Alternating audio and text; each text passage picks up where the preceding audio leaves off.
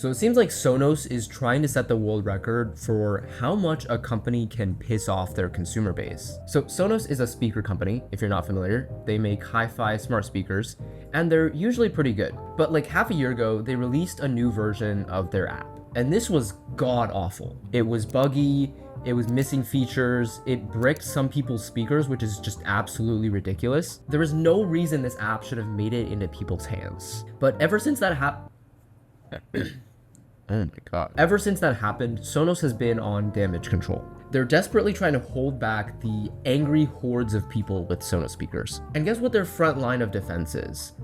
Reddit. This is where Keith comes in, the employee that's holding up everything for Sonos right now. So first off, who even is Keith and what is his relationship to the company? So this is actually pretty recent. The app came out a few months back, but just recently these employees have started lurking on the Sonos subreddit. So Keith is a support person, and he's been here pretty early just helping people out, doing the best he can, amidst a problem that he did not cause at all. And it's a great thing that he's here in the sub helping people out, but obviously his presence here is no mistake. So in an interview that someone did with him, he stated that he was brought on board to lead the Reddit efforts for Sonos, presumably like after the whole fiasco with the app. And I just think it's really funny that the only reason the staff are actually in here is because the admin of the subreddit reached out to the CEO. Now, the contents of that email we don't know.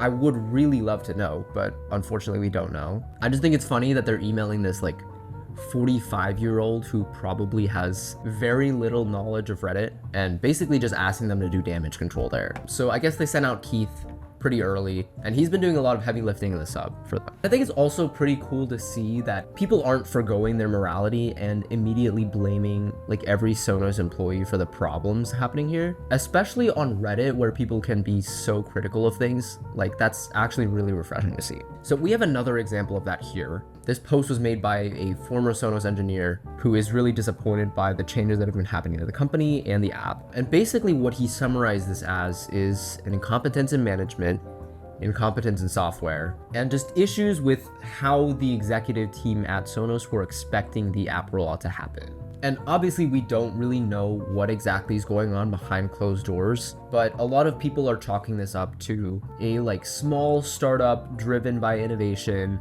people who actually cared about the technology, getting taken over by business bros and turned into something that mainly is there to just drive profit. And this is super valid criticism. There's also some merit to be given in that they have staff here helping people out in the first place.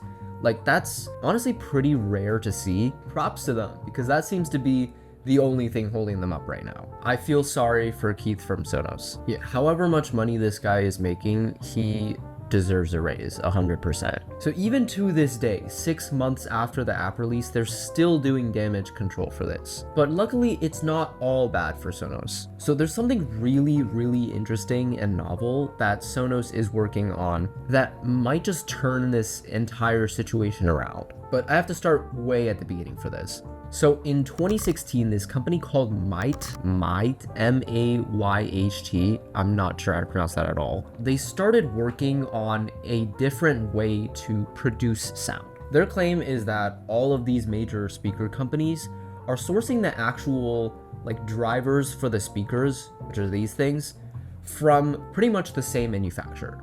And there is no motivation for this manufacturer to innovate in this space. So we've had basically the same looking speaker drivers, which is this like conical shaped thing with the little dome in the center.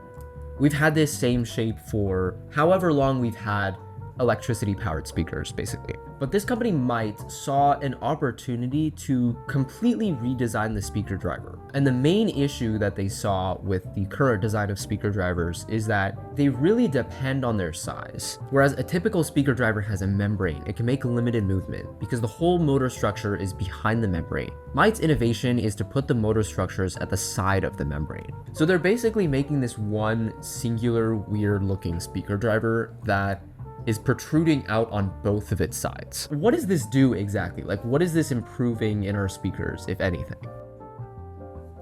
So basically you're getting much more sound output, which is just volume based everything, in a very small form factor. And if you look at the diagram, theoretically it should be like double the sound output because we're having both sides of the speaker moving. So Sonos in 2022 bought this company, Might, and they haven't done anything with the technology until now. So a few days ago, Sonos announced their new product, the Arc Ultra. And this is the first of their products to use the new, I guess they're calling it sound motion technology now. And they have all their like marketing buzzwords on the website. But in the diagram of the speaker, you can see the Might speaker right here. And it seems like a lot of audiophiles, at least on Twitter, are getting really excited about this because soundbars are traditionally very small. Like, yeah, they're wide, but the actual room that you get for speakers along the entire width of the bar is very little. So Sonos using this as a woofer is hopefully mitigating the need to have a subwoofer with your soundbar entirely, which is a very big deal because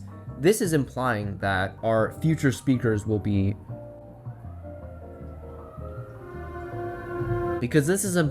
our future speakers, soundbars in particular, are going to be the same form factor, but with much better sound output and quality. And hopefully they find a way to take this and drive prices down with it, although Sonos has historically been really expensive, so I'm not sure if that's ever actually going to happen. Unfortunately, it seems like they've alienated a lot of their customer base with the whole app fiasco. It might take a lot more to remedy that. And until that happens, it seems like the Sonos subreddit's beloved Keith will still be toiling away, helping people solve problems that he didn't create. So what is this video exactly?